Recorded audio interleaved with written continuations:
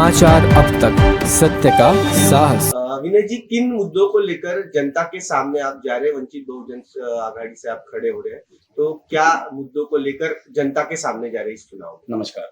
सबसे पहले वंचित बहुजन आघाड़ी ये मुद्दा आरक्षण के मुद्दे पर ये लड़ाई लड़ रही है और ये इलेक्शन सबसे अहम भूमिका निभाता है, क्योंकि अब ओबीसी का आरक्षण खतरे में आ चुका है। और जिस तरह आप देख रहे हो कि ओबीसी का आरक्षण, ना इसके ऊपर ना कांग्रेस ना बीजेपी कोई इसके ऊपर अपनी भूमिका स्पष्ट नहीं कर पा रहा है। सिर्फ वंचित बहुजन आघाड़ी एक इकलौता पक्ष है जिसने अपनी स्पष्ट भूमिका रखी है कि ओबीसी के आरक्षण को धक्का लगने नहीं देंगे। दूसरी जगह आप देखोगे तो SC ST OBC अब ये जागे हो चुके हैं। सभी अब एक साथ आकर के अपनी सत्ता में पैर रखने के लिए ये तीनों SC ST OBC ये एक अगर आ गए तो किसी और की इनको जरूरत नहीं है।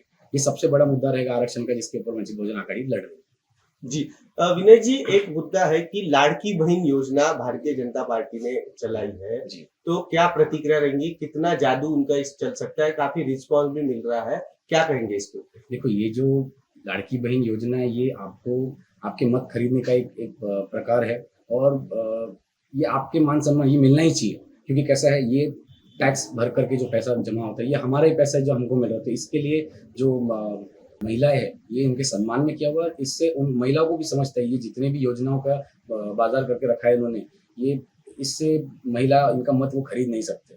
और ये जनता आज की तारीख में जनता जानती है, जनता जनार्दन को पता है कि कोई भी पक्ष, अब पक्ष के नाते आप उनको मतलब आप उनका मत खरीद नहीं सकते। और अब ये सुप्रीम कोर्ट के भी आदेश है तो वो भी बंद हो चुका है, तो जनता अब जाग गई है।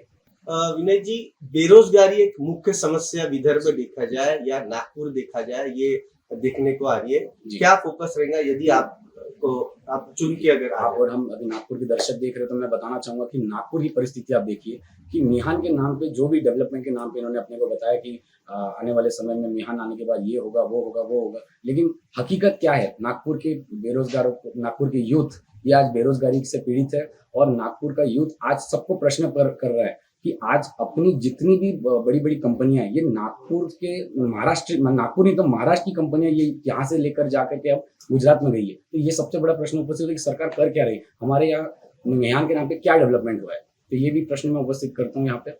विनय जी, एक सवाल ये भी आता है कि महिला सुरक्षा के ऊपर किस तरह का फोकस रहेगा? महाराष्ट्र में महिला सुरक्षा के ऊपर तो बहुत बड़ी, आगे कहूंगा मैं कि महाराष्ट्र में इतनी सारी घटनाएं हो रही है, आप क्राइम ग्राफ बढ़ते जा रहा है महाराष्ट्र में।